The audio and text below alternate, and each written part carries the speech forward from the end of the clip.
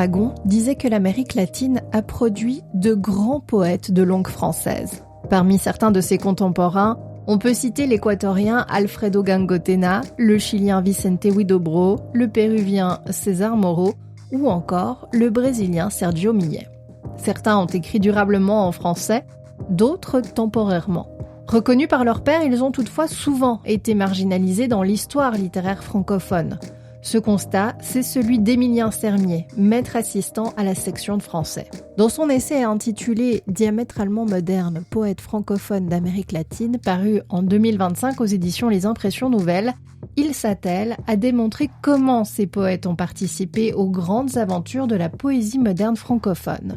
De l'accueil qu'ils ont reçu à l'héritage qu'ils ont laissé, Émilien Sermier remonte le fil de l'histoire littéraire de ses œuvres et de ses poètes translingues, des francographes les appelle-t-il. Qui sont ces poètes ? Comment s'inscrivent-ils dans l'histoire littéraire francophone ? Comment permettent-ils de revisiter les liens littéraires entre l'Amérique latine et l'Europe ? Je m'appelle Donatella Roméo, bienvenue dans ce nouvel épisode du podcast de la Faculté des Lettres de l'Université de Lausanne. Émilien Sermier, bonjour. Bonjour. Vous êtes assistant en section de français et spécialiste des modernités littéraires. Vous venez de publier un essai diamétralement moderne dédié aux poètes modernes francophones d'Amérique latine. Je précise également que vous signez aussi en 2025 deux rééditions critiques, Orogénie et autres poèmes français d'Alfredo Gangotena et Horizon carré et autres poèmes français de Vicente Huidobro aux éditions L'Oncle d'Amérique. Deux auteurs du début du XXe siècle qui sont respectivement équatoriens et chiliens. Alors tout d'abord, qui sont ces poètes ? Il y a quelques poétesses, on y reviendra, mais pas beaucoup.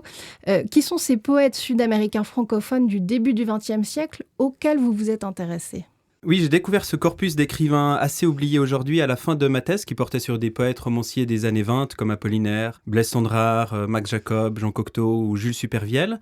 Et en consultant différentes revues ou différentes correspondances de l'époque, j'avais été frappé de découvrir ces noms oubliés comme celui de Vicente Huidobro, d'Alfredo Gangotena. Ce qui m'a marqué, c'est le profil assez atypique de ces poètes qui étaient nés en Amérique latine, qui ont écrit en français, qui étaient assez importants à l'époque. En lisant simplement leurs poèmes, j'ai été frappé par la beauté, tout simplement, ou l'originalité de leurs vers. Arrivant à la fin de ma thèse, j'avais envie de travailler sur un autre sujet, tout en restant dans les années 20 principalement. J'ai voulu mener l'enquête un peu plus loin, parce que j'ai découvert qu'il y avait beaucoup de poètes nés en Amérique latine qui avaient écrit en français. Alors, je connaissais déjà le cas de Jules Supervielle, assez célèbre, mais d'autres étaient beaucoup moins connus, comme ceux que vous avez cités. Donc voilà, j'ai voulu travailler sur ces écrivains-là. Il y avait déjà quelques travaux qui avaient été faits sur ce sujet, dont ceux de Marcos Aymar, que je suis obligé de citer en préambule parce qu'ils sont importants. Mais j'ai voulu me concentrer surtout sur les poètes modernes et avant-gardistes, qui faisaient quelque chose de particulier à la langue française et aux poèmes de langue française. Voilà, c'est ainsi que j'ai travaillé sur différents écrivains dont les œuvres constituent un corpus assez cohérent, même s'il n'est pas forcément homogène. Et c'était pour moi aussi une manière de continuer à revisiter l'histoire littéraire de ces années-là et de secouer un petit peu le canon. Et voilà, c'est toujours plaisant aussi quand on fait de la recherche de travailler sur des auteurs un peu oubliés, un peu marginalisés, dès qu'ils sont intéressants. Vous êtes intéressé particulièrement aux alentours des années 20, l'entre-deux-guerres. Pourquoi cette période-là en particulier ? C'est la période sans doute que je connais le mieux, mais c'est aussi la période durant laquelle le phénomène de ces francophonies, francographies sud-américaines est le plus massif, le plus intense. C'est vrai que déjà à la fin du 19e siècle, il y a des écrivains nés en Amérique latine qui ont pu écrire en français, souvent des vers un peu classiques, un peu conservateurs, de style un peu romantique ou parnassien, qui sont intéressants à titre documentaire, malgré quelques cas originaux comme Lautréamont ou Jules Laforgue, qui sont nés en Uruguay et qui ont produit des œuvres très atypiques dans le champ des lettres françaises. Mais c'est véritablement au début des années 20, après la Première Guerre mondiale, que beaucoup d'écrivains sud-américains viennent à Paris et écrivent en français et produisent des œuvres assez originales, assez atypiques, tout en fréquentant la plupart des écrivains avant-gardistes de l'époque. Donc c'est une période assez cosmopolite. Les avant-gardes elles-mêmes sont très internationales et ont des revues plurilingues. Donc voilà, on baigne quand même dans une époque extrêmement internationale, cosmopolite. C'est quelque chose qui va changer par la suite, notamment après la Seconde Guerre mondiale, qui marquera la fin de cette période cosmopolite. Voilà, donc il me semble qu'il y a une sorte de parenthèse enchantée en quelque sorte dans ces années-là, combien même, et ça j'y reviens en conclusion dans mon ouvrage, plusieurs poètes et poétesses d'Amérique latine ont pu continuer à écrire en français après la Seconde Guerre mondiale, pour des raisons parfois politiques, mais voilà, c'est une autre histoire.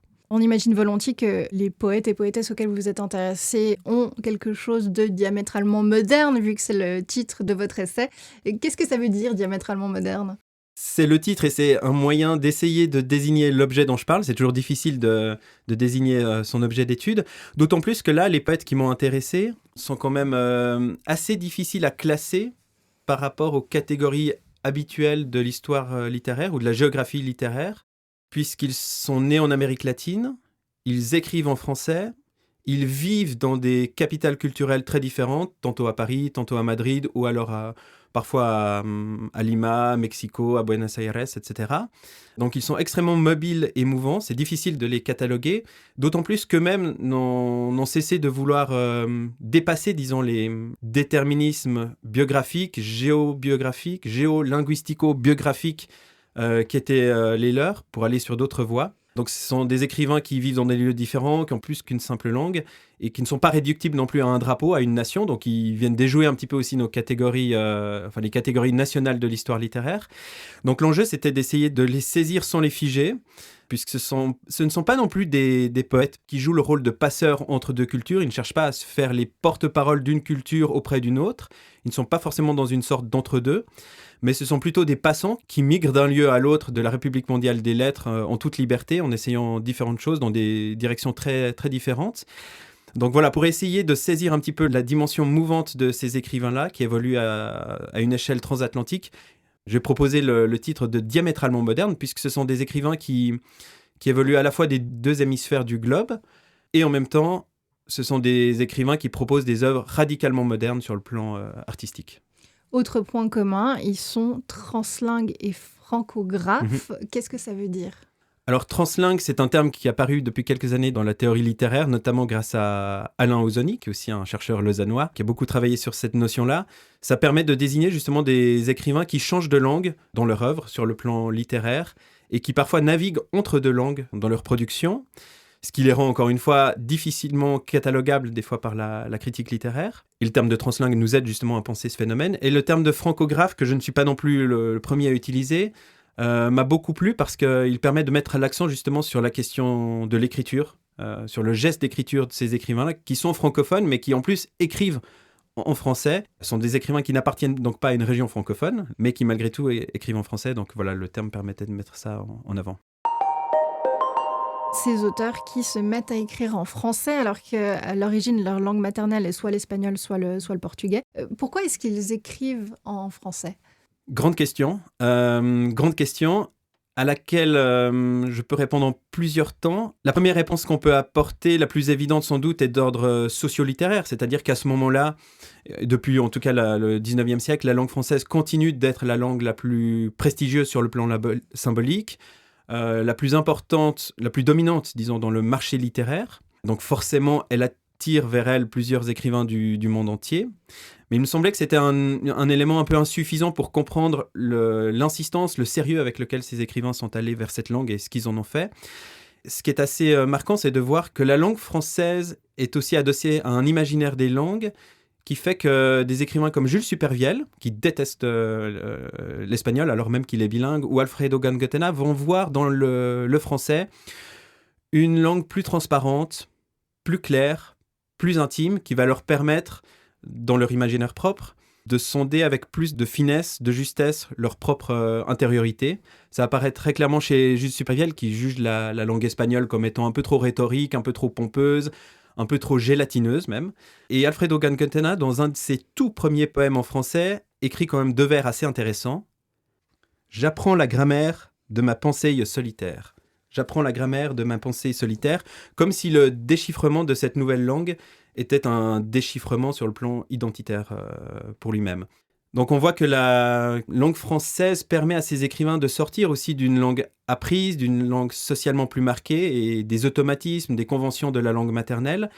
Par conséquent, sur le plan esthétique, la langue française offre aussi quelque chose à ces écrivains-là. C'est le cas notamment pour Vicente Huidobro ou Sergio Millet, qui voient dans l'apprentissage et l'usage de cette langue non maternelle une manière d'accéder à une langue inouïe, aux antipodes de la langue usuelle, de la langue commune, comme s'il s'agissait d'écrire dans une langue qui ne ressemble à aucune autre. Donc on voit bien que pour ces écrivains, il me semble que l'épreuve d'une langue autre favorise l'expérimentation d'un nouveau langage poétique sur le plan esthétique. Et par ailleurs, dernière chose, si vous me permettez, parce qu'il me semble que c'est assez important, sur un plan éthique, c'est assez intéressant de voir que le français a pu apparaître pour certains écrivains comme une langue qui les libère des langues coloniales, à savoir l'espagnol ou le portugais. C'est le cas pour César Moro, par exemple, qui a des propos évidemment très durs envers les colonies espagnoles et envers la langue espagnole elle-même, et qui trouve dans le français une langue qui va le libérer de l'espagnol. Alors évidemment pour nous aujourd'hui, c'est quand même très particulier puisqu'on sait combien le français a aussi été une langue coloniale, mais dans l'imaginaire de certains écrivains, notamment du surréaliste César Moro, c'est une dimension importante puisque le français lui permet justement de sortir de l'espagnol. Et en fait, c'est contre la langue de Pizarro, donc du conquistador espagnol, César Moro va se tourner vers la langue d'André Breton, vers la langue des surréalistes, qui, dans son imaginaire, est la langue de la liberté, de l'émancipation, et va lui permettre un tas d'expérimentations qu'il ne s'autorisait pas à faire dans sa langue maternelle. Et en plus, le surréalisme étant un mouvement anti-colonial et anti-catholique, ce qui ne pouvait que renforcer le lien. Ce français qui permet de dépasser certaines limites, est-ce qu'on peut voir chez certains de ces poètes, poétesses, des modifications quand ils écrivent dans leur langue maternelle ou quand ils écrivent en français, au niveau stylistique ? Alors ça, c'est une question assez intéressante et il faudrait qu'on s'y penche à plusieurs pour vraiment y répondre sur un plan comparatiste et linguistique. Mais ce que mon enquête m'a déjà permis de mettre en avant, c'est que, alors dans un premier temps, ces écrivains se mettent au français souvent au début de leur carrière, notamment, donc dans une période de formation. Donc c'est à travers le français qu'ils expérimentent véritablement des procédés novateurs, différents, peu académiques. Et par la suite, ce qui est aussi assez intéressant, c'est qu'il me semble qu'ils écrivent en français ou en espagnol ou en portugais. À chaque fois, on retrouve quand même les mêmes images, les mêmes cadences, les mêmes rythmes, les mêmes types de versification dans leurs poèmes. Donc je fais l'hypothèse que le changement de langue n'a pas d'incidence directement sur leur changement de langage poétique, puisqu'en quelque sorte, c'est, pour reprendre une formule assez connue d'un chercheur, Daniel Lefort, le poème qui fait la langue et non l'inverse. C'est-à-dire que ce n'est pas le fait de passer en français qui va forcément totalement changer leur esthétique, mais c'est eux-mêmes qui vont donner une nouvelle identité et étrangériser la langue dans laquelle ils sont en train d'écrire. Ce qui a un impact sur leur esthétique, c'est plutôt les périodes durant lesquelles ils écrivent. Huidobro, par exemple, n'écrit pas forcément de la même manière au début des années 20 qu'au milieu des années 30. Mais voilà, c'est plutôt le contexte historique qui va amener des changements dans l'esthétique, dans l'œuvre de l'écrivain, qui est très varié, beaucoup plus que l'usage de la langue française ou de la langue espagnole. Vous disiez tout à l'heure que certains de ces auteurs ne font que passer par le français. Est-ce que le français fait évoluer aussi leur manière d'écrire après dans leur langue maternelle ? Comme je le disais, ils se mettent au français assez tôt en arrivant à Paris, donc évidemment que c'est une expérience pour eux formatrice et qui est désinhibante à plusieurs égards puisqu'elle leur permet justement de sortir de certaines conventions, de certains automatismes de la langue maternelle. Et c'est assez marquant de voir que dans le cas de Vicente Huidobro, notamment ses premiers poèmes en français sont extrêmement expérimentaux sur le plan de la langue et on voit que l'écrivain s'amuse avec des signifiants, c'est-à-dire avec la matérialité des mots français qu'il vient de découvrir. Et voilà, je pense à un exemple en particulier, c'est un poème, c'est le fragment d'Althazor qu'il écrit en 1919 et qui va par la suite être repris par lui-même pour son grand poème espagnol qui s'intitule Althazor. Mais les premiers vers sont écrits en français. Donc je vous propose juste de lire peut-être 2-3 vers de ce poème qui fait bien entendre justement l'aspect ludique de l'écriture et comment Vicente Huidobro permute parfois les syllabes des nouveaux mots qu'il vient de découvrir. À l'oritagne de la Montazon, une hirondelle sur sa mondodelle. Déjà vient la mondodelle, déjà vient l'hirondoline, déjà s'approche, hoche, l'hirombelle, déjà s'approche l'hironcelle, déjà s'approche l'hironfrêle, l'hirongrêle, l'hironduel, l'hironciel, la belle hiron réelle, etc., etc. Ça continue sur plusieurs lignes, donc voilà, on pourrait voir la même chose dans le cas de César Moro aussi, qui joue beaucoup avec les sonorités des mots français qu'il vient de découvrir, et voilà, donc ça c'est quand même un aspect assez marquant qui par la suite évidemment va orienter leur carrière translingue. On vient de l'entendre, ils s'amusent vraiment avec la langue française. Comment est-ce que c'est accueilli en France par leurs pairs, par la critique ?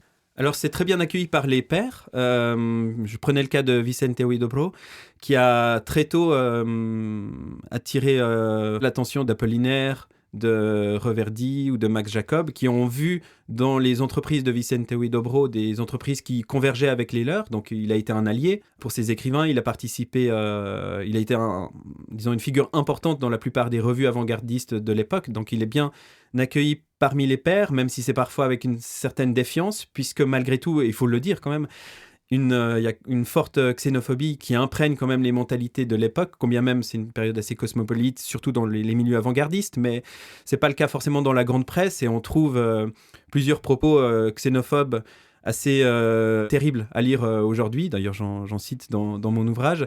Donc ça montre bien aussi que c'est une partie de l'explication de l'occultation de ces poètes dans nos histoires littéraires. Et ça se joue déjà dans ces années 20, puisqu'il y a une grande méfiance de la part du public par rapport à ces écrivains-là qui viennent d'ailleurs et qui ont l'audace d'écrire en français. Mais malgré tout, ils sont bien accueillis par un certain nombre d'écrivains modernes. C'est le cas de Vicente Huidobro, par exemple, dont certains poèmes ont pu même inspirer le compositeur avant-gardiste Edgar Varèse, qui en 1922 met sur pied une cantate qui s'intitule « Offrande », dont la première a lieu à New York, et qui, de manière très intéressante, se base sur des poèmes en français, mais écrits par deux écrivains sud-américains, Vicente Huidobro, et un autre écrivain mexicain, José Juan Tablada. Donc c'est une manière évidemment pour le compositeur français de déjouer ou de décloisonner certaines normes de la mélodie française en construisant une œuvre élaborée à partir de poèmes en français écrits par des écrivains sud-américains.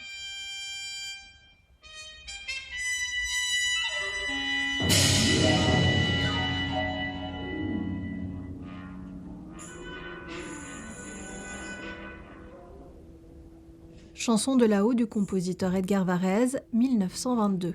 Basé sur le poème Tour Eiffel de Vicente Huidobro, ici dans une version enregistrée par Pierre Boulez.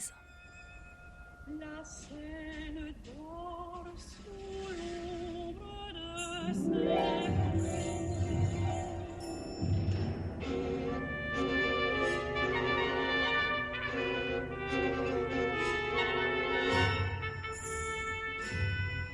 je vois tourner la terre et je sonne mon clairon,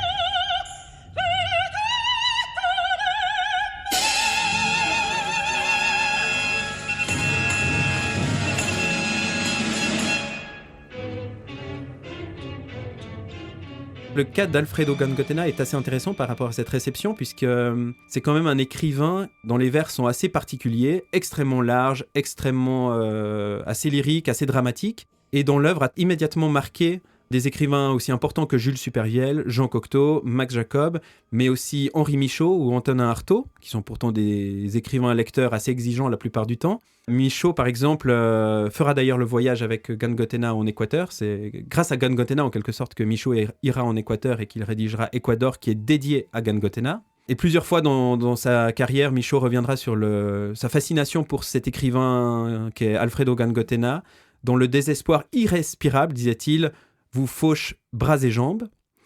Mais c'est aussi le cas d'Antonin Artaud, qui a, après la lecture d'Absence, un recueil que Alfredo Gangotena publie dès qu'il retourne en Équateur en 1932, et qui est écrit en français, et qui met en place la parole d'un poète exilé, mais qui est malheureux sur la terre qu'il vient de rejoindre. Antonin Artaud a été très frappé par cette œuvre. Lui-même, dans une longue lettre à Gangotena, se dit violemment touché par cette œuvre qui remue beaucoup de choses en lui. Donc on voit que c'est une œuvre qui s'adresse peut-être à quelques happy few, mais qui malgré tout touche de grands lecteurs et des figures importantes, et que ça peut être une incidence aussi. L'œuvre de Gangotena a peut-être une incidence sur ces écrivains, à la fois sur Michaud, comme je l'ai dit, mais peut-être aussi sur Antonin Artaud, puisque certains vers de son recueil Absence vont enfiévrer l'imagination d'Artaud, qui lui-même partira quelques années plus tard, 3 ans plus tard, sauf erreur, non pas en Équateur, mais au Mexique, dans le pays de l'Amérique latine, comme il le dit. À titre d'illustration, peut-être que je peux vous lire quelques vers d'Alfredo Gangotena qui ont probablement marqué les imaginaires de Michaud ou de Antonin Artaud. Et on entendra tout de suite l'ampleur et la vigueur de cette parole assez particulière. Ô terre Terre 3 fois maudite cette fois-ci, ô terre, je te contemple animé de toute la haine dont mes yeux seront un jour capables. Me voici, terre intraitable, me voici revenu des songes, ô terre, je m'annonce à toi, et ma parole vindicative est lourde de la sève des pavots, ma parole te souille, te dit, ô terre, je t'abhorre ainsi, solennellement. Et le reste de ma vie sourde et secrète, je le consacrerai à fomenter méthodiquement le mépris et la haine chez tout vivant à ton égard. Ces auteurs, outre le fait qu'ils vont être bien reçus, ils vont avoir un impact sur la production littéraire, l'histoire littéraire francophone, française. Sur certains écrivains, du moins, même si dans l'histoire littéraire, ils seront assez vite oubliés et même occultés, dès les années 30 déjà, puisque plusieurs d'entre eux repartent en Amérique latine, tout en continuant à venir en France régulièrement, mais ils repartent en Amérique latine, publient même des œuvres en français en Amérique latine. Donc la diffusion de ces œuvres est moindre, mais on les oublie très vite dans l'histoire littéraire. En plus, il y a la Seconde Guerre mondiale qui, encore une fois, va marquer la fin de la période cosmopolite. Et en fait, on est encore aujourd'hui tributaire de cet oubli. Tout au long du XXe siècle, on a oublié ces œuvres-là. D'une part parce que l'histoire littéraire s'est quand même construite sur un canon très national, et d'autre part, alors depuis quelques décennies, heureusement, les corpus sont décloisonnés et on commence à prendre en compte plus sérieusement les corpus dits francophones, c'est-à-dire qui ne sont pas forcément hexagonaux, mais on a oublié par là même certains écrivains beaucoup plus singuliers qui ont pu écrire en français sans forcément appartenir à une région francophone.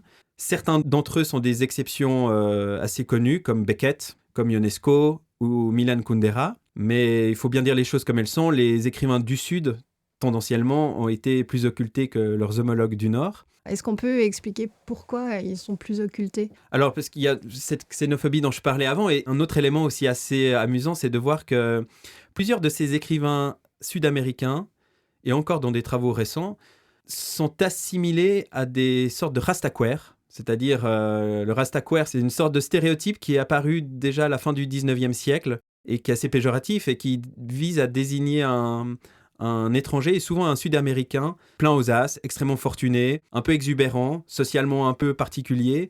Donc voilà, et plusieurs de ces écrivains sud-américains qui proviennent effectivement, pour la plupart d'entre eux, mais pas toujours, de milieux sociaux fortunés, en tout cas très favorables, ont pu être perçus comme des rastaquaires, c'est-à-dire qu'on a par conséquent d'évaluer leur œuvre aussi à l'aune de ce stéréotype, en imaginant que ces écrivains auraient écrit en français simplement pour se divertir, entre quelques coupes de champagne, je reprends des paroles que j'ai trouvées dans certains travaux, et par conséquent que leur œuvre n'aurait pas grand intérêt sur le plan esthétique. Or, c'est vrai dans une partie des cas, évidemment, mais ce que j'ai voulu montrer avec ce livre, c'est que d'une part, certains écrivains proviennent de milieux beaucoup plus précaires, et d'autre part, les limiter au mythe du rastaquaire, c'est évidemment faire peu de crédit à la dimension expérimentale de leur œuvre ou à la dimension tout simplement tragique de leur écriture, notamment chez Gan Gotenna, puisque c'est une œuvre qui fait valoir un désespoir irrespirable, comme disait Michaud ou comme disait Artaud, qui sont des écrivains qui évidemment s'y connaissaient en désespoir.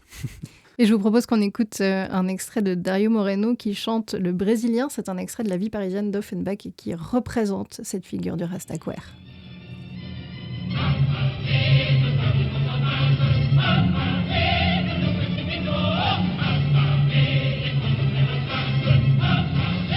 Extrait de L'École des vedettes, diffusé sur RTF Télévision, 18 avril 1960.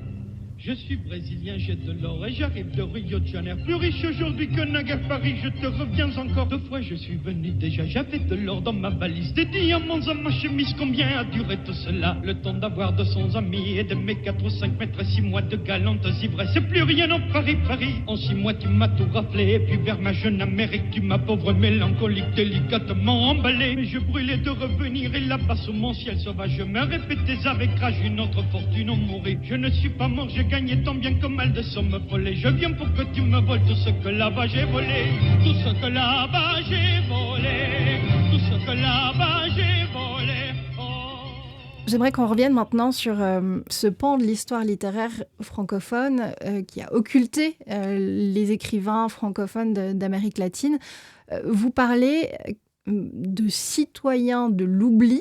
Oui, alors le Citoyen de l'oubli, c'est la traduction d'un recueil en espagnol de Vicente Huidobro, qui me semble une très belle formule et qui désigne assez bien ces écrivains qui se sont voulus un peu partout, mais qui ont fini peut-être un peu nulle part. Donc l'enjeu de mon livre, c'est encore une fois d'essayer de réparer cet oubli pour combler une lacune dans nos histoires littéraires, puisque ces écrivains ont été oubliés pour les raisons que j'évoquais. Donc il s'agissait de combler une lacune. De réhabiliter peut-être ces auteurs dans l'histoire littéraire ? Et même de réhabiliter, oui, osons le mot. Enfin, il y a clairement un enjeu de réhabilitation dans mon travail, puisque j'essaye de les valoriser, de les redonner à lire aussi beaucoup. C'est pour ça que j'ai entrepris 2 rééditions de certains de ces poètes en parallèle, parce que c'est une chose d'en parler, c'est une chose de les resituer sur le plan de la sociologie littéraire ou de l'histoire littéraire, mais l'intérêt, c'est aussi de les lire, puisque plusieurs de leurs œuvres, de leurs plaquettes, ont été mal diffusées ou n'ont pas été rééditées. Donc l'accès à ces œuvres depuis plusieurs décennies est assez difficile. Donc l'enjeu, c'était aussi d'inviter à les relire,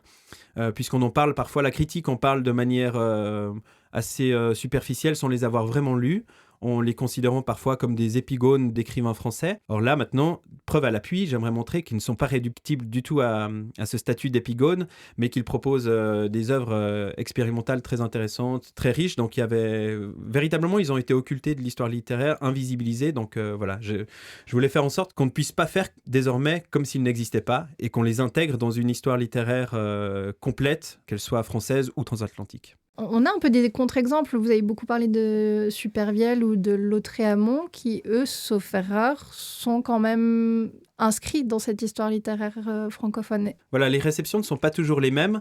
Alors, comment expliquer ça ? Il me semble que dans le cas de Supervielle ou de Laforgue ou de Lautréamont ou même de Heredia, on a affaire à des poètes exclusivement francographes, dont toute l'œuvre est en français. Donc ça, c'est une première chose qui a favorisé, disons, leur intégration dans l'histoire littéraire française et leur placement dans les étagères de littérature française dans les librairies, puisque ce ne sont pas des écrivains translingues. En revanche, les écrivains translingues ont une position beaucoup plus ambiguë, donc c'est toujours difficile de les trouver même en bibliothèque ou en librairie, dans quel rayon, etc. Et par ailleurs, la dimension nationale est quand même importante, puisque Lautréamont, comme Laforgue, comme Supervielle, sont nés en Uruguay, mais de parents français, donc ils sont franco-uruguayens, ce qui n'est pas le cas des autres écrivains que j'évoquais, qui n'ont pas de passeport français. Et voilà, malheureusement, tout se passe comme si les écrivains devaient montrer leur passeport avant d'entrer dans telle ou telle histoire nationale. C'est, à mon avis, un élément complètement indépendant des œuvres, mais qui explique en bonne partie la ligne de frontière entre les écrivains qui sont intégrés dans un canon et les autres. Depuis le début de cet entretien, on parle beaucoup de poètes hommes. Est-ce qu'on a des poétesses aussi qui se distinguent dans cette catégorie des poétesses sud-américaines qui écrivent en français ? Oui, et j'ai consacré d'ailleurs un chapitre de mon ouvrage à Gloria Alcorta, qui est une écrivaine argentine qui a écrit plusieurs poèmes en français. C'est assez intéressant parce qu'en Argentine, il y a toute une tradition de poétesses francophones. On peut penser à Victoria Ocampo ou même un peu plus tard à Alejandra Pizarnik, qui a laissé quelques poèmes inédits en français dont je parle dans mon ouvrage. Et il y a le cas de Gloria Alcorta dans les années 1930, qui écrit ses premiers poèmes en français. Alors, son cas est assez intéressant puisqu'elle est donc argentine, mais elle suit une formation scolaire en Europe, et c'est en revenant en Argentine au début des années 30, alors qu'elle côtoie Victoria Ocampo ou Jorge Luis Borges, qu'elle découvre véritablement la modernité littéraire. Et elle publie en 1935 un recueil qui s'intitule « La prison de l'enfant », qui est extrêmement intéressant parce qu'on peut en faire une lecture féministe en quelque sorte. Il y a une sorte de fable féministe dans ce poème qui déploie la fable d'une enfant qui se libérerait de plusieurs carcans culturels, éducatifs, sur le plan social, sur le plan linguistique, sur le plan genré aussi. Et cette émancipation, cet affranchissement passe aussi par la langue, puisque les premiers poèmes sont encore assez classiques et les derniers poèmes, au contraire, font valoir une écriture beaucoup plus ample, beaucoup plus démesurée. Donc la libération passe aussi par et dans l'écriture. Et le cas de Gloria Alcorta est aussi assez intéressant, puisque son premier recueil est préfacé en français par Borges. Borges qui a très peu écrit, qui était parfaitement francophone, puisqu'en plus il a suivi des études à Genève, qui était totalement francophone, mais qui s'est fait un malin plaisir, à mon avis, de ne pas écrire en français pour lutter contre les tropismes francophiles de l'Amérique latine. C'est plutôt le modèle anglo-saxon qui va le marquer. Il écrira parfois en anglais. Mais voilà, il a quand même laissé malgré tout cette préface en français qui est assez intéressante et qui dit beaucoup aussi sur l'état du champ littéraire, c'est-à-dire que les femmes reconnues à ce moment-là devaient être patronnées en quelque sorte par un écrivain masculin qui pouvait préfacer leur œuvre. Donc Alcorta a été accueilli ou reçu en Argentine grâce à Borges et en France grâce à Supervielle, qui a beaucoup œuvré pour faire reconnaître son œuvre. À tel point que Gloria Alcorta recevra un prix en 1952, le prix Rivarol, qui est un prix qui récompense des écrivains étrangers qui écrivent en français. Par la suite, elle continuera à mener une œuvre translingue, mais sur le plan, en écrivant des nouvelles et en quittant la poésie. Elle fait un peu figure d'exception dans cet univers très masculin. Oui, totalement, parce que dans les années 20, 30, les poètes les plus visibles sont essentiellement masculins. Il y avait évidemment plusieurs poétesses, mais qui n'étaient pas mises au premier plan.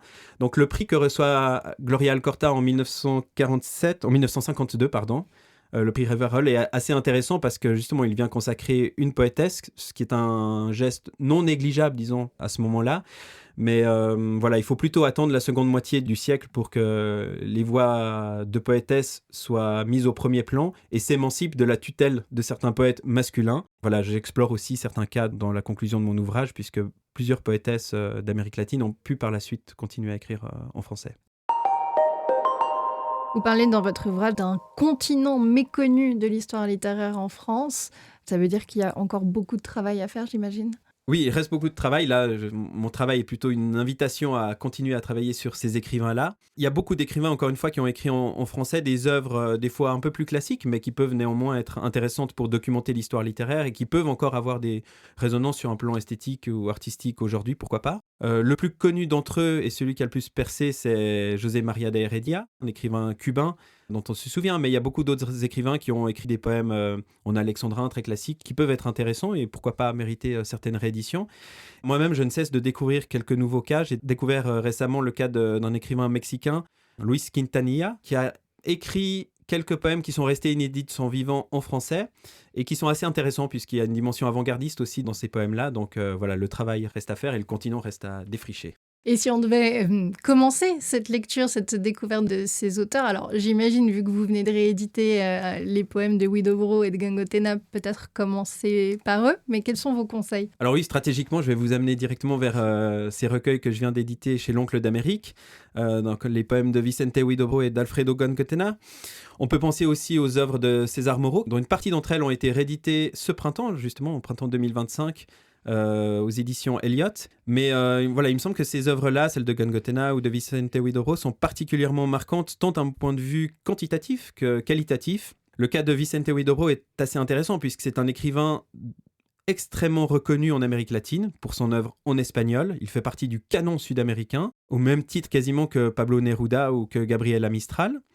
Et de manière totalement disproportionnée, on l'a complètement oublié aujourd'hui en France. Or, quand on lit ces poèmes, on est frappé à la fois par la dimension extrêmement expérimentale de ces poèmes qui revisitent ou qui explorent plutôt des dimensions typographiques, visuelles de l'écriture, en phase avec ce qui se passe au même moment, mais de manière à chaque fois assez singulière, à tel point que Huidobro a pu monter en 1922 une exposition de poèmes peints et en couleur, qui lui ont permis de sortir le poème du livre pour l'exposer dans un endroit public et de manière très, très particulière. Et par ailleurs, les poèmes de Vicente Huidobro aussi sont...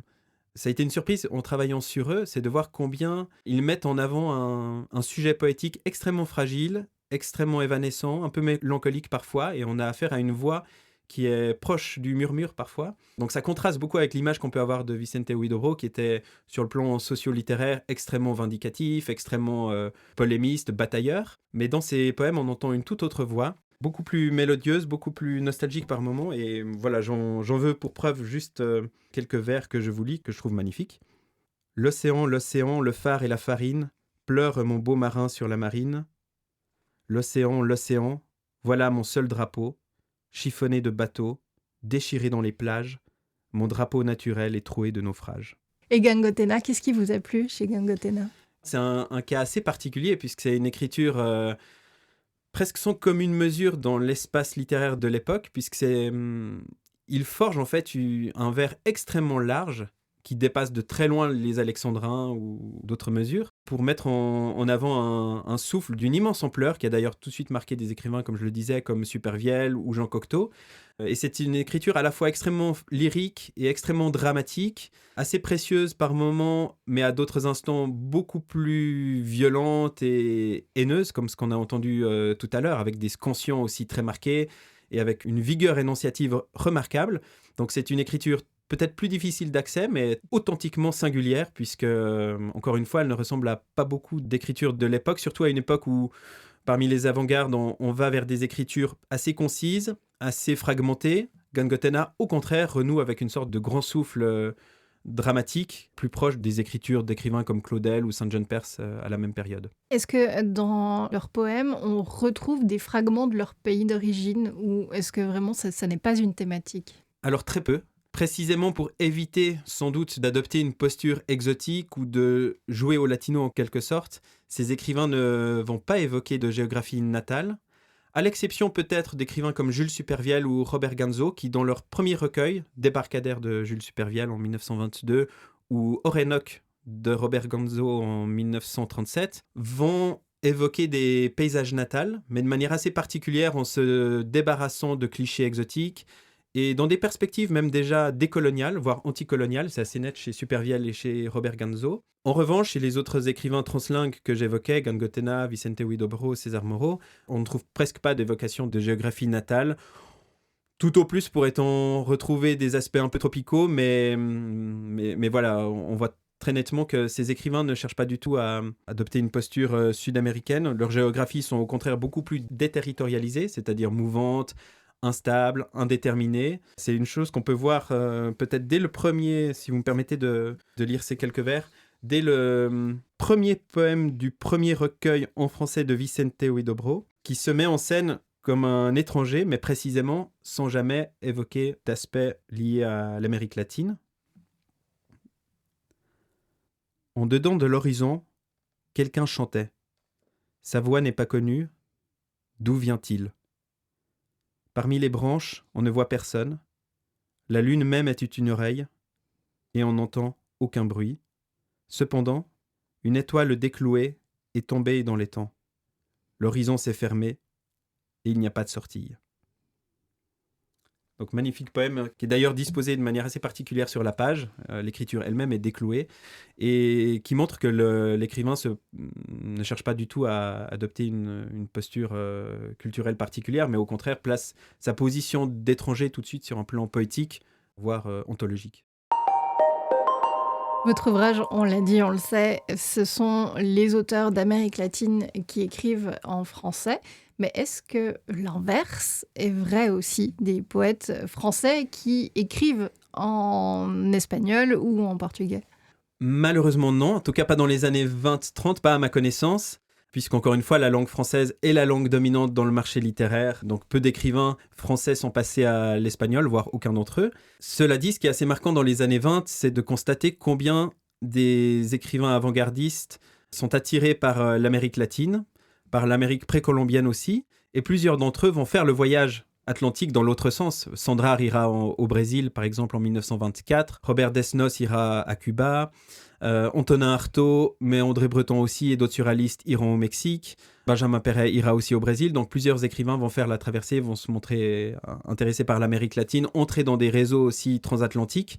Donc voilà, de la même façon qu'il y avait toute une vague de japonisme à la fin du 19e siècle, pourrait-on dire, au début du 20e siècle et dans les années 20, il y a une sorte de suraméricanisme qui se développe auprès des avant-gardes artistiques, y compris sur le plan musical, puisqu'un compositeur comme Darius Milhaud, qui a été au Brésil dans les années 10, a pu composer des œuvres qui jouent justement avec des rythmes et avec des mélodies brésiliennes. C'est le cas notamment du Bœuf sur le toit, qui joue avec certains rythmes qu'il a pu découvrir au Brésil. Et on en écoute un extrait. Darius Milhaud, Le Bœuf sur le toit, interprété par l'Orchestre de Lyon en 1992.